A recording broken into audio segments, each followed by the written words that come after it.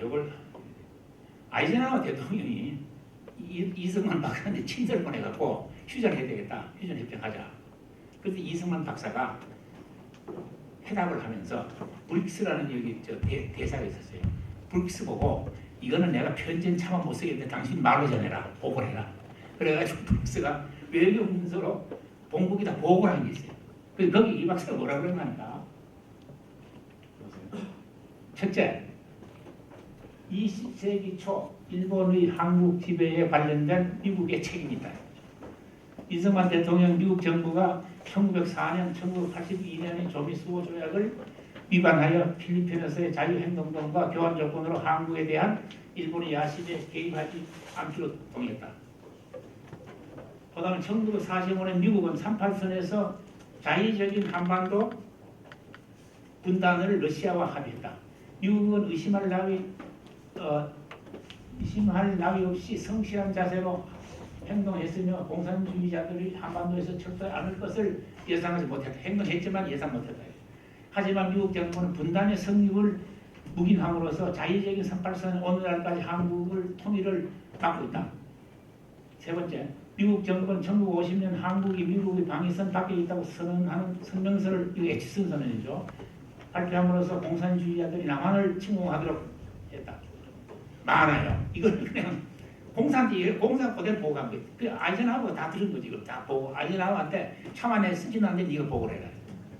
이승만 대통령도 반복해서 말하기를 그런 성명서가 직접적으로 1950년 6월 25일에 침략을 초래했다.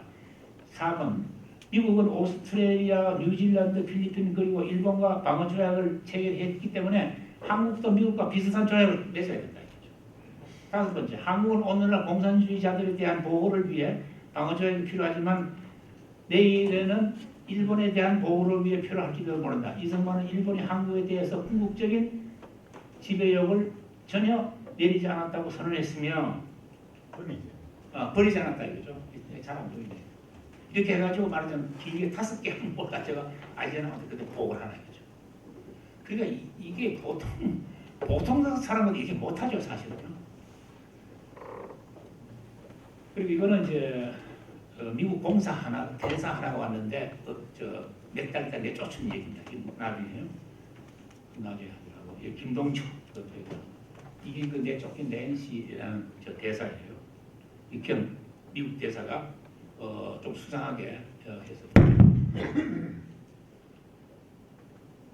그리고 이 박사는 옛날에 미국 대사가 오면은 그냥 한 차관 정도 가서 공항에 마지막으로 뵐걸 뭐 어떨 때는 국회의장까지 간다고 보고를 받고 대놓고 절대 안 된다. 차관 이상 가면 안 된다. 공항에 나가지 말아라. 미국 대사 온다 해서 이런 지시까지 되는 거예요. 자, 이런 것이 이제 이승만 박사의 외교 스타일이 형성된 겁니다. 그래서 이제 제가 볼 때 한 7가지로 이 양반의 외교적 업적 이걸 갖다가 이제 제가 보고 보니까 첫째 역시 건국 외교예요. 아까 말씀드렸듯이 건국 외교도 제대로 된 통일된 말하자면은 저기 돼서 얼마나 좋겠습니까? 그런데 그것은 벌써 소련이 딴 마음을 가지고 있었고 또 미국이 너무너무 어물어물했죠. 사실은 미국이요. 여기 들어왔을 때 이 중경 임시정부 승인하고 이승만과 김구 이 임정을 중심으로 해가지고 했다면은 여기에 상당한 말하자면 좌익 세력이 있었지만은 그거 아마 누르고 남한에 이 정부를 수립했을 겁니다. 그런데 미국이라는 게 그 당시에 웃기는 게요. 미국 국무부에는 많은 말하자면 친소분자돼서 그 중에 일부 알제히스 같은 사람 또 몇몇 사람들은 소련 스파이로까지 이제 판매하고 또 심지어 어느 정도 하면은요 메가더 사령부의 언론과 보도과에 공산주의자들이 와 있었어요. 그래서 메가더 그 파면 시기로 다시 미국 일본 그 당시에 미국이라는 것은요 상당히 미국 동부에 말하자면 미국 공산당 당원이 있었고 미국 공산당원이라서 반드시 소련 스파이라는 건 아니죠. 그 중에 이제 일부 스파이 되겠죠. 그래서 굉장히 그 파견하고 있습니다.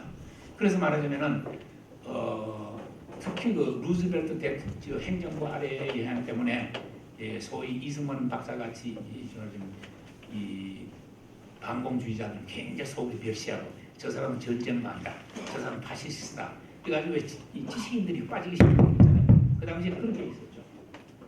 그러나 아까 말씀드렸다시피 차선이긴 하지만은 이 대한민국을 그때 만약에 이 양반이 수립을 안 했으면은 어떻게 됐을까? 한국 운명이 어떻게 됐을까? 좀 아무도 모르는 거죠. 다행히 여러분 알다시피 1950년대 초부터 60년대 이르기까지 중소분쟁이 일어나가지고 북한이 상당한 그 외교적인 자율성을 가지게 됐지만 만약에 그게 없었으면 동구라 파트럼 되는 거죠. 동구라 파트럼 완전히 이 소련의 식민지가 될 뻔했죠. 한반도가. 그런 거를 이 박사는 우려했기 때문에 이 건국 외교 역시 제1의 그 외교 업적이라고 보지 않을 수가 없습니다. 역시 우리가 이건 아주 현실적인 이 관찰입니다. 그 다음에 역시 호국 외교. 이승만 박사가 아니면은 막아냈었을까 하는 의문이에요. 왜 이승만 박사가 아니면요. 틀림없이 북한은 쳐들어가지고 그 당시에 대한민국 대통령이 누군지 몰라 누가 됐든지 간에 협상에 응하지 않는 것일 거예요. 협상에. 이승만 박사는 단호하니까. 또 8.15 때 이 경축일 때 이 메가드 원서 와가지고 만약에 이승만 박사 걱정을 하니까 혹시 무슨 남침이 있으면 우리 반드시 도우겠다고 이렇게 개인적으로 약속을 했는데 그거는 미국 외교 문서나 책을 보면요 메가드가 번한 외에 얘기를 한 걸로 되어 있습니다.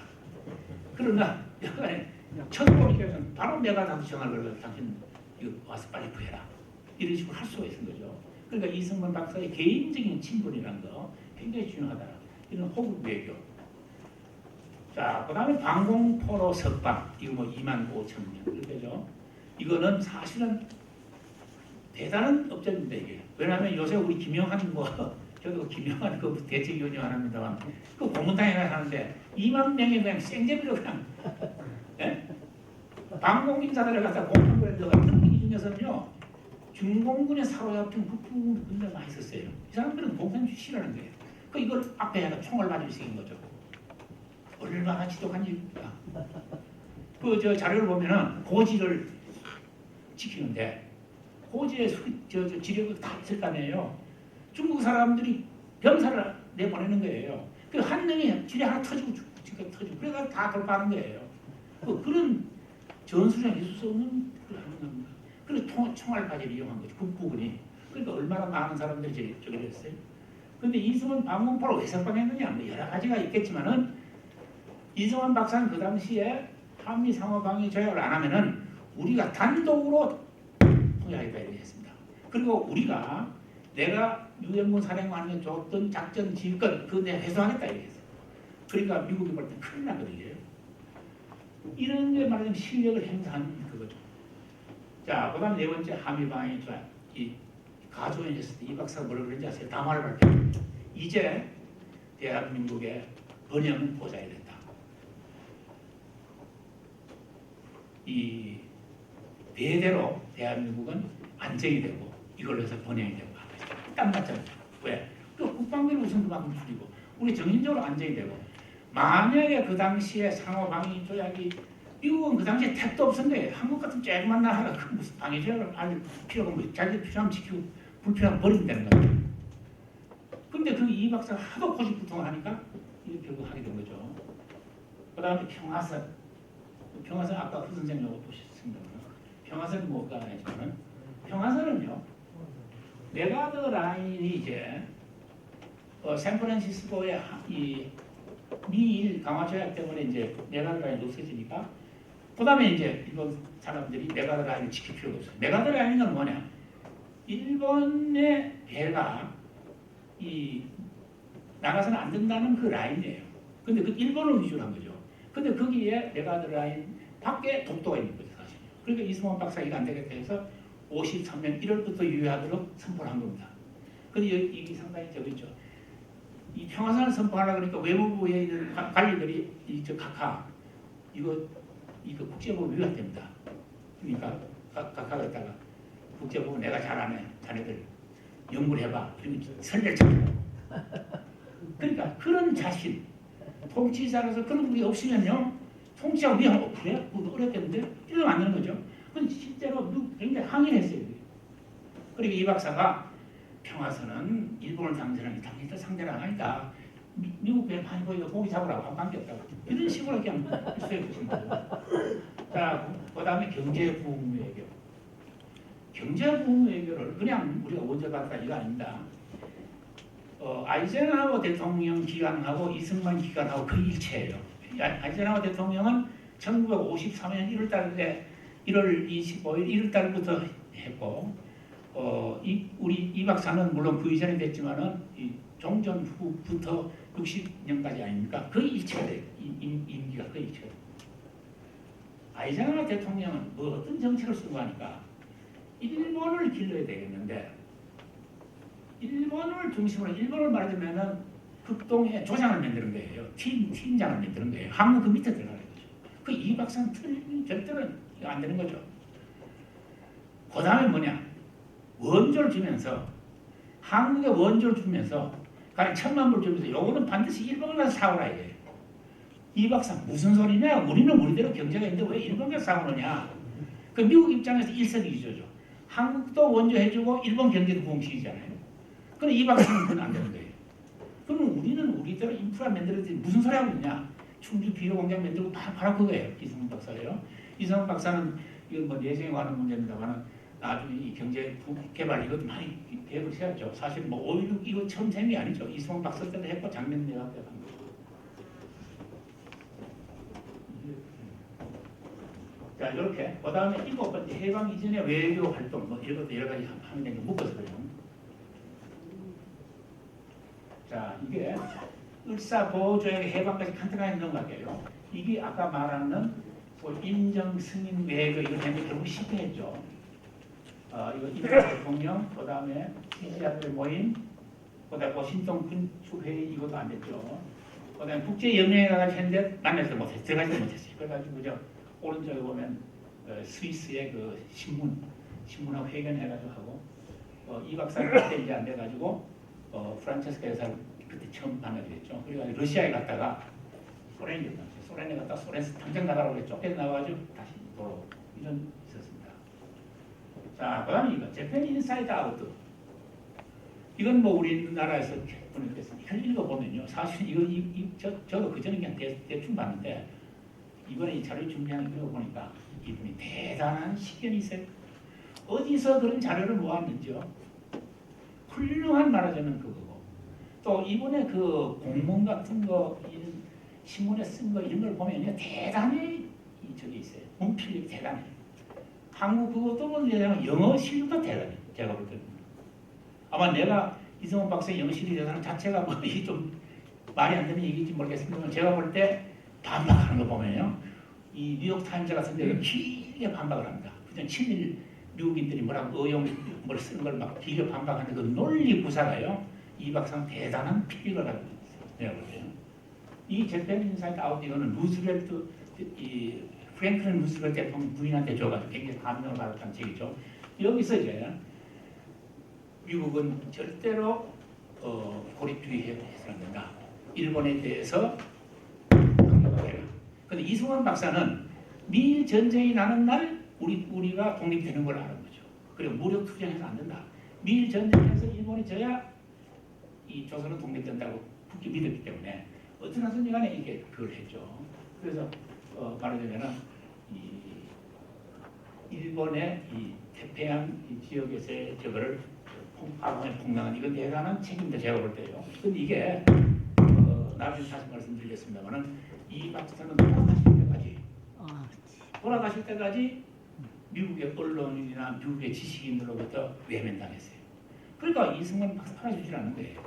그리고 저런 책을 냈는데도 또 별로 자, 임시정부 핵적 외교도 별로 안 됐죠. 그다음에 무기대여법, 무기대여법에 의해 가지고 우리도 이제 무장부대 이게 프랭클린 루즈벨트죠. 한 가지 양면 법적이 있어요. 이게 뭐냐 하니까 루즈벨트 행정부가 한국에 대해서 그렇게 말을 무시하면서도 요거 하나는 해준 거예요.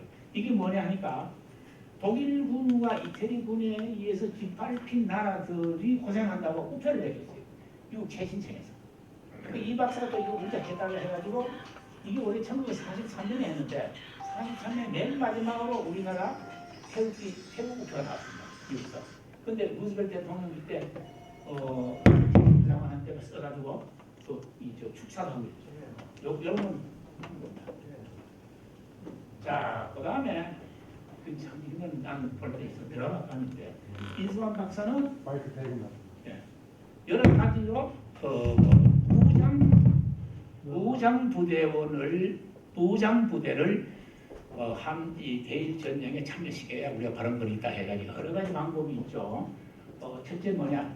소위 저기 대1 특수부대라고 해가지고 저건 뭔가니까 육군에서 말하자면 정보 수집 또는 저 후방 사보타지 이걸 해가지고 혹시 조선 청년 중에 없는 유학생을 갖다가 청구해서 맨 나온 게 이 장석균이라는 양반 내무장관 한 분입니다. 그 다음에 소위 보세요. FE6라고 해가지고 요거는 또 유격대원을 갖다가 몇 차례에 걸쳐서 한 41년부터 44년까지 하다가 결국 시도돼도 안 됐는데 이건 장기영 양반 최신부 장관 했죠. 양반이 또 그다음 네코 작전이라는 겁니까? 여기는 유일한 박사. 네코라는 게 뭔가니까 이따가 또 자세히 나오겠습니다만은 특수한 잠수함을 만들어 가지고 조선 반도로 잠입했다는 거예요. 그리고 요원을 해가지고 훈련하다가 했는데 결국은 배치 문제로 뭐 이거저거 하다가 종전에 대해서 결국 말았습니다만 그런 세 가지. 그다음에 독수리 작전을 해가지고 중경에 있는 우리 저 광복군 훈련시킨 거. 이 박사가 도노반이라는 말하자면은 SOS의 책임자 직접 가가지고 했기 때문에 이런 포함을 시켰습니다. 자, 이거 보시죠. 이게 특수한 배, 북한 잠수함 세돌 이걸 해가지고 이 한반도에 상륙시키다. 그 다음에 이게 뭔가 훈련지인데 여기 나오죠. 여기 LA 근처에 있는 섬입니다. LA 근처. 이 산타카발라라는 이 섬에서 모의 훈련하고 있는 거죠. 자, 이건 독수리 작전 광복. 마이크를 좀 바로 사용해 주십시오. 네, 네. 자, 그다음에 이제 이 박사가 한 것이 얄타에서 밀양을 했다 해가지고 무슨 러시아인이 뭘 했다 해가지고 한반도 분단을 합의했다는데 이거는 지금까지 증거가 안 나옵니다. 다만 거기서 얄타에서 얘기한 지금까지 확인된 것은 이 신탁 통치에 대해서 루즈벨트가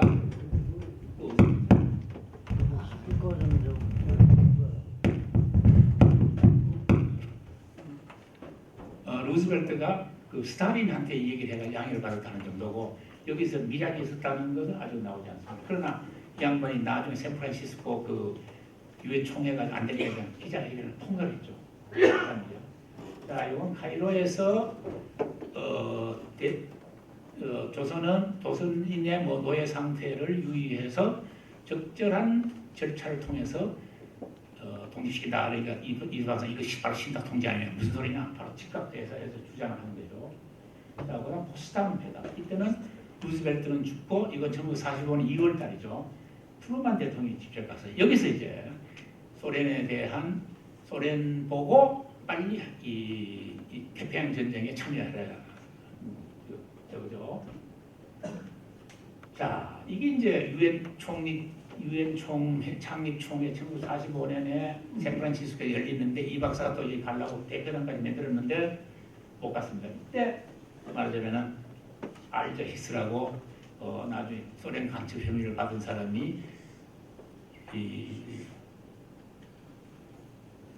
미국의 국무성이 아주 실력자죠. 이 사람이 사무총장인데 결국 거절당해버렸죠. 자, 그다음에 이제 이 건국에 저기 됩니다만은 이분이 이제 처음에 돌아오질 못했죠. 한국에 올라는 걸 못 오게 한 거예요. 미국 사람들이 왜? 이승만 박사를 가면 틀림없이 자기 무슨 기득 그걸 주장할 테니까 안 된다 그래가지고 나중에 또 여권을 다시 쓰고 비행기 표를 다시 해가지고 그냥 가진 시고 그때 10월 달이 돼서 돌아왔습니다. 우리가 8월 15일 날 해봐야 됐는데 10월 달에 그리고 김구 선생을 비롯해서 임정 요인들은 11월 달. 그러니까 이렇게 말하자면 임정을 무시해버린 거예요. 임정에 대해서 왜? 그런 러시아의 루즈벨트 대통령의 친소 정책을 쓰느라고 한반도 문제는 러시아하고 합의해서 한다. 그렇기 때문에 절대로 일방적으로 한국 중경 임정 같은 거 승인할 수 없다.